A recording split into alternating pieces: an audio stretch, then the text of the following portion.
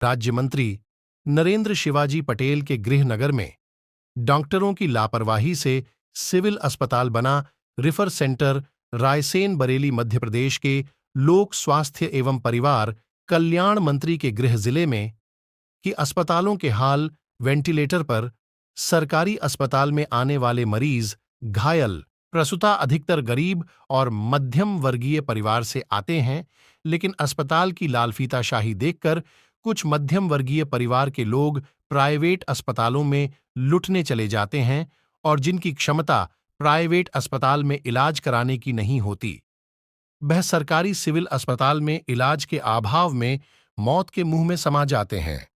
हाल ही में बरेली के युवा विधायक बने, जिससे क्षेत्रवासियों में गजब का उत्साह और खुशी देखी गई।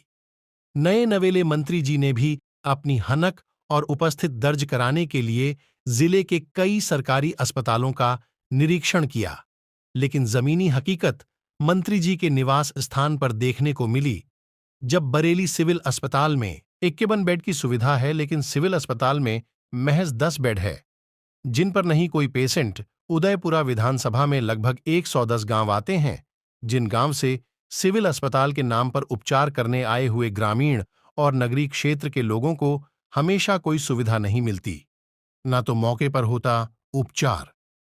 सुबह से शाम तक ओपीडी के सामने डॉक्टर का गरीब करते इंतजार। सीबीएमओ हेमंत यादव की मनमानी के चलते जब भी नगर एवं मीडिया कर्मियों के द्वारा पूछा जाता है तो डॉक्टर नहीं होने का कहकर बगले झांक लेते हैं। वहीं सीबीएमओ दूसरी ओर सिविल अस्पताल को बने हुए लगभग 10 वर्ष हो गए, मगर इस सिविल अस्पताल में किसी भी गंभीर या मरीज को नहीं किया भर्ती। सिविल अस्पताल में डॉक्टर के द्वारा मरीज को देखने के बाद तत्काल प्रभाव से रायसेन या भोपाल रेफर कर दिया जाता है। भर्ती नहीं करने का सच क्या है, यह तो नहीं कह सकते, मगर अस्पताल में बने बेडों पर नहीं होता एक भी मरीज। बरेली सिविल अस्पताल की व्यवस्थाओं को लेकर सीबीएमओ हेमंत यादव का बोलबाला। वहीं बरेली सिविल अस्पताल में एक प्रसूता की डिलीवरी होने के बाद हुई मौत के बाद डॉक्टर ने किया रायसेन रेफर। जब परिजनों के द्वारा आवाज उठाई तो सिविल अस्पताल के मुखिया हेमंत यादव डॉक्टर प्रशांत सेन के द्वारा ऑक्सीजन लगवाकर और बेहोश कहकर किया। रायसेन रेफर। प्रसूता के परिजन डॉक्टर के सामने गिड़गिड़ाते रहे, नहीं हुई कोई सुनवाई और प्रसूता की हुई मौत। मध्य प्रदेश के लोक स्वास्थ्य एवं परिवार कल्याण मंत्री नरेंद्र शिवाजी पटेल के द्वारा 3 दिन जिले की सिविल अस्पतालों सहित उदयपुरा, देवरी सहित निजी अस्पतालों के निरीक्षण किया था और अधिकारियों को सख्त कार्यवाही के निर्देश दिए थे, लेकिन सरकारी सिस्टम को कैसे सुधारेंगे मंत्री जी। बरेली सिविल अस्पताल का शौचालय बना शराबियों का अड्डा। क्या नाम है आपका? अच्छा, बच्चियों को अस्पताल लेके आई हूँ, क्या है? कुत्ता ने काटा पागल। क्या हुआ? इलाज हो गया? इलाज हो गया, पक गया, इसका सूखने का इंजेक्शन भी नहीं लिखा। डॉक्टर के पास गई थी आप? गए थे। क्या कहा उन्होंने? उन्होंने कह लगे जो कुत्ता वाले लग जाएंगे, ठीक हो जाएंगे। कहीं रेफर भी किया? रेफर भी करा था, कह लगे अपने साधन से चले जाओ। मैंने कहा हमारे पास तो पैसे नहीं है, हमारे साधन से चले जाए, मेरी गाड़ी से ले जाओ, मेरी चाबी ले दो। साहब तो मेरी गाड़ी से हम कहाँ से जाएंगे? रोन मारा अल्लाह की साहब में मंत्री की जोर पहुंची, मंत्री ने फिर डांटा हुआ, कहा हुआ, उसने रंगाई मोरे फलकारी साधन से रंगाए। फिर हम शाम को वापस आ गए थे अपने किराए से। भाई हम हॉस्पिटल आए थे, सबसे बड़ी चीज तो ये है कि यहाँ इतना ज्यादा मरीज है और इतनी व्यवस्थाएं नहीं हो पा रही। अच्छा, मैं आया, मैंने दिखाया, दिखाने के बाद मुझे खुद नहीं बता रहा है कि क्या है क्या नहीं है। वो कह रहा है रायसेन चले जाओ। और भाई रायसेन क्या चले जाओ? इतना बड़ा हॉस्पिटल गवर्नमेंट ने बना के दी, ये क्या सिर्फ देखने के लिए है? और इतने मरीज खड़े हैं, इतना मरीज बाहर खड़ा है। ये अभी टाइम हो जाएगा, टाइम खत्म हो जाएगा, उठा के सारा मरीज घर चल जाएगा। तो ये कोई व्यवस्था है? ये कोई मतलब स्वास्थ्य व्यवस्था है? ये कोई धिक्कार मुझे ऐसी सरकार पे। तो भाई हमारा रामस्वरूप धाकड़। कहाँ से आए हो? धोकेड़ा से आए हैं। क्या परेशानी है? परेशानी बालक का इलाज करावे आए। और अस्पताल में डॉक्टरों का व्यवस्था है क्या? अब व्यवस्था यही व्यवस्था है। अब 2 घंटे खड़े रहे, 2 बजे 12 बजे बंद करके भाग दिए हैं। लाइन भी लगे रहे हैं, पर्ची ने कट पा, इलाज कहाँ से हुई? डॉक्टर बैठते हैं क्या? डॉक्टर तो बैठते हैं मगर वो लाइन तो इतनी लंबी लगी है का मतलब दिक्कत हो जाए जी। मेरा नाम वर्षा विश्वकर्मा है। यहाँ अस्पताल आई हो, क्या है अस्पताल में? अस्पताल में कोई व्यवस्था नहीं है। एक ही कमरा है, उसमें 3 बेड है सिर्फ। उसी में लेडीज, उसी में जेंट्स। वो कोई भर्ती हो जाता है तो बेचारा बाहर टेबल पे सोता, कुर्सियों पे। बॉटल लगाने को जगह नहीं है, बाथरूम की जगह नहीं है। लेडीज को कहाँ लेके जाएं? और दर्द आ रहा है, वहीं पे लेडीज है, वहीं पे जेंट्स है, कैसे मेंटेन होगा?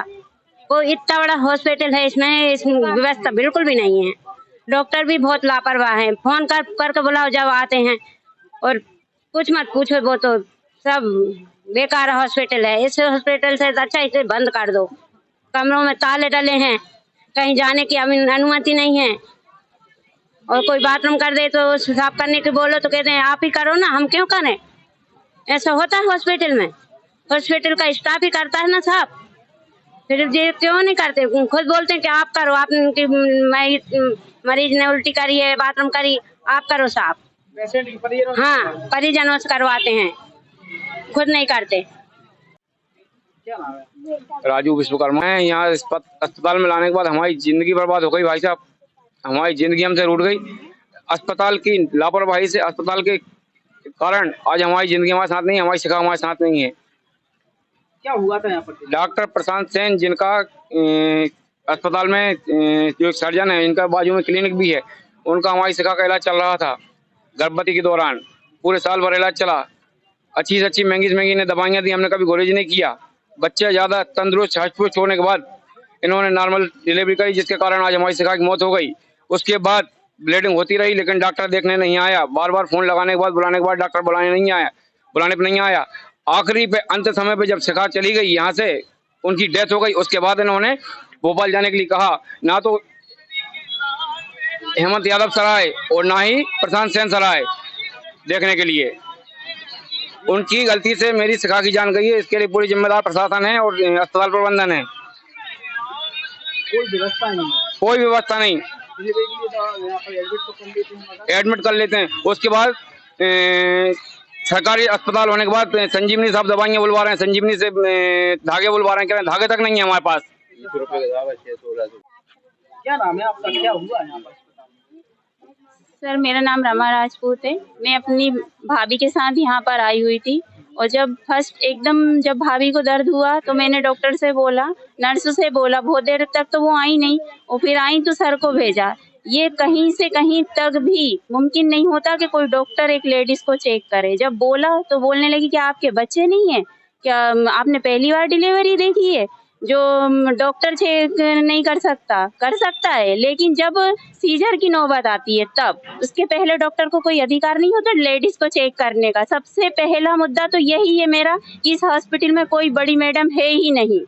यहाँ पे डॉक्टर ही लेडीज को चेक करते हैं, और यहाँ के लोग इतने बेवकूफ हैं कि ये तक नहीं बोल पाते कि नहीं पहले आप चेक करिए। और आखिरी तक बूंद से जब मेरी भाभी का पूरा ब्लड निकल गया, उसके बाद डॉक्टर ने कहा कि अब आप भोपाल ले जाइए। जब वो मौत के मुंह तक पहुंच गई तब, और मरा इंसान को ऑक्सीजन लगा के रेफर किया है। आज उस बच्ची के साथ जो हुआ है ना सर, मेरी आपसे हाथ जोड़ के विनती है वो किसी के साथ ना हो। बस मैं यही कहना चाहूंगी कि और हमारा दुख तो कोई कम नहीं कर सकता, और ना ही उस लड़की का कोई कर सकता है, लेकिन इस हॉस्पिटल की इतनी लापरवाही है, इतनी ज्यादा लापरवाही है कि मैं कुछ कह ही नहीं सकती।